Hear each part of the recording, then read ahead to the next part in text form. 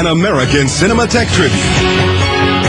Starring Ellen Barkin, Drew Barrymore, Don Cheadle, Matt Damon, Danny DeVito, Morgan Freeman, Salma Hayek, Bonnie Hunt, Richard Kind, Juliana Margulies, Julia Roberts, Noah Wiley, Renee Zellweger.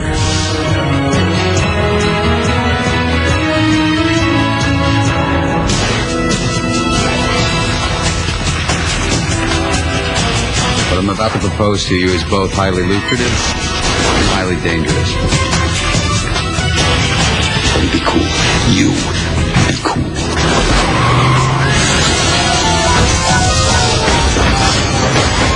Get out of my way. Sir, it's Mayday, Mayday, Mayday! You fascinate me. Now they tell me that I paid my debt to society. Funny, I never got a check. You think to yourself, what if I had stopped? What if I had said something? What if? I thought you were the most beautiful woman that I've ever seen in my entire life. You have me at a bit of a disadvantage. I just don't fit the profile.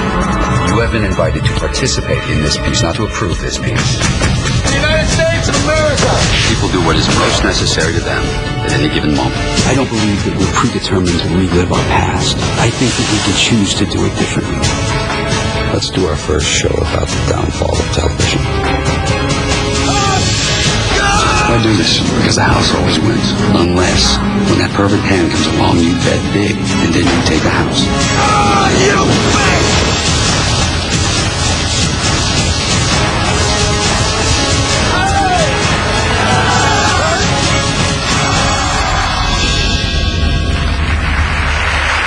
Ladies and gentlemen, here's Bonnie Hunt.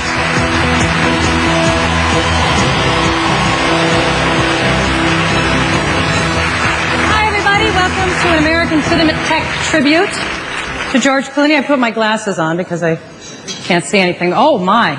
George, you're gorgeous. The American Cinematheque, it honors and promotes filmmaking in all its forms. And tonight, it's the 21st recipient is George. It's been 25 years since the American Cinematheque started. And that list of recipients is amazing. George, your fellow recipients, Steven Spielberg, Martin Scorsese, Ron Howard, great actors like Denzel Washington, Bruce Willis, so many. And George deserves to be on both those lists. He's not only a great director and actor, he's also a producer, a writer, social activist, and of course, Batman. Can't forget that. And purposely, this is a mid-career achievement award, not a lifetime achievement award. I want you to not be worried about that. It's like saying, we love what you're doing, so keep doing it. Of course, if you were a woman at his age, it would be a lifetime achievement award.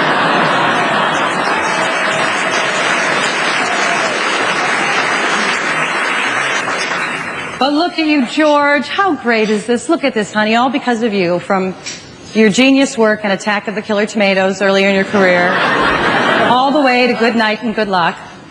I have to admit, when I first heard the title of the film, I couldn't believe it. I said, George is doing an entire movie based on what he says after he makes love to a woman.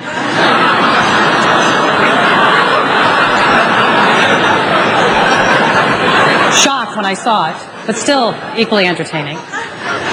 When I first came out to LA, George and I met in Chicago through our good pal Richard Kind, and we've been friends ever since. We were both there in Chicago theater. George was playing Sid Vicious and Sid and Nancy, and I was working at Second City. And I came out to LA, and I was really anxious. It was right before my 24th birthday, and George and Richard decided they would take me out, and George said, let me pick the place. I know what you'll like. So I was so thrilled. It's going to be all fancy, you know.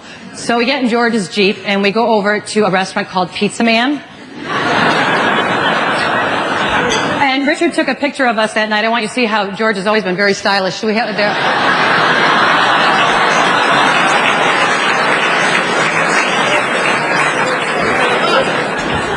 You know, George, you were always trying to distract from your good looks. Like he would leave his hair really dirty and messy and wear a hat and really big clothes because he wanted to be taken seriously. But he was so good looking, it was like almost impossible.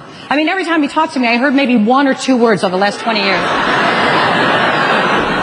But that night, the three of us shared all of our hopes and dreams. And I remember Richard and I especially talking about what a thrill it would be to all work together or to even be in a movie or to do all the things that we were thinking about as storytellers and all the movies we admired. And George looked at me and he was so sweet, and it was just this moment that I'll never forget. He said, Bonnie, it's been so nice sharing all this stuff, and I know we're all going to make it, and my biggest dream is to be voted the sexiest man alive. And that happened, there we